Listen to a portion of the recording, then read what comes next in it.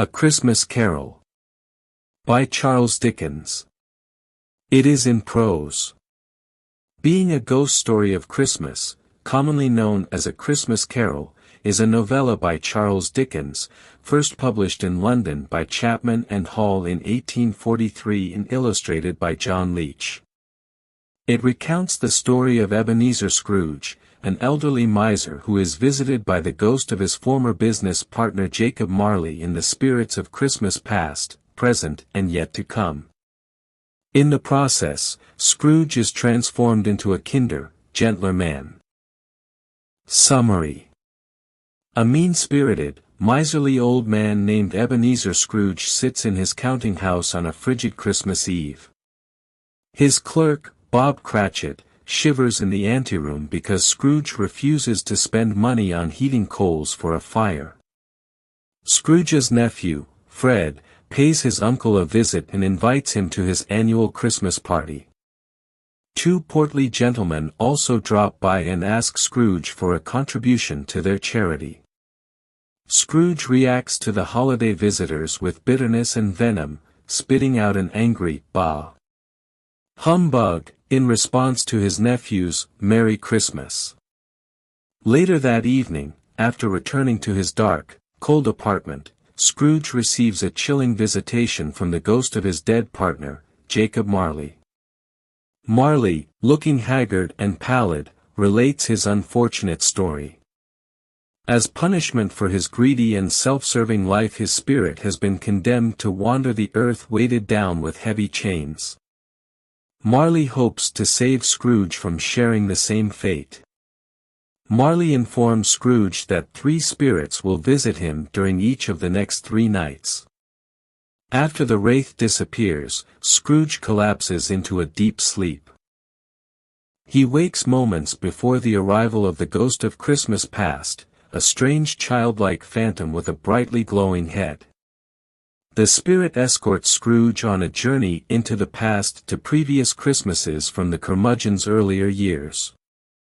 Invisible to those he watches, Scrooge revisits his childhood school days, his apprenticeship with a jolly merchant named Fezziwig, and his engagement to Belle, a woman who leaves Scrooge because his lust for money eclipses his ability to love another. Scrooge, deeply moved, sheds tears of regret before the phantom returns him to his bed. The ghost of Christmas present, a majestic giant clad in a green fur robe, takes Scrooge through London to unveil Christmas as it will happen that year.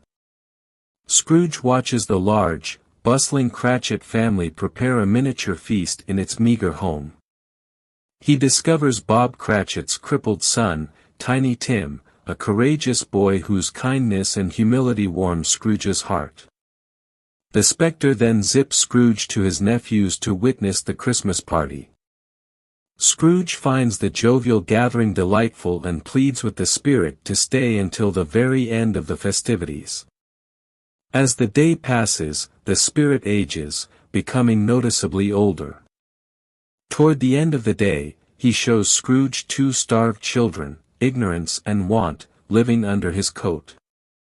He vanishes instantly as Scrooge notices a dark, hooded figure coming toward him.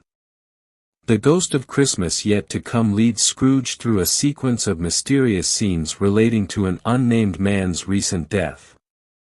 Scrooge sees businessmen discussing the dead man's riches, some vagabonds trading his personal effects for cash, and a poor couple expressing relief at the death of their unforgiving creditor. Scrooge, anxious to learn the lesson of his latest visitor, begs to know the name of the dead man. After pleading with the ghost, Scrooge finds himself in a churchyard, the spirit pointing to a grave. Scrooge looks at the headstone and is shocked to read his own name. He desperately implores the spirit to alter his fate, promising to renounce his insensitive, avaricious ways and to honor Christmas with all his heart. Whoosh! He suddenly finds himself safely tucked in his bed. Overwhelmed with joy by the chance to redeem himself and grateful that he has been returned to Christmas Day, Scrooge rushes out onto the street hoping to share his newfound Christmas spirit.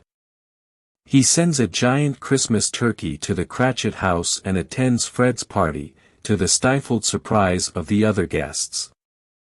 As the years go by, he holds true to his promise and honors Christmas with all his heart. He treats Tiny Tim as if he were his own child, provides lavish gifts for the poor, and treats his fellow human beings with kindness, generosity, and warmth.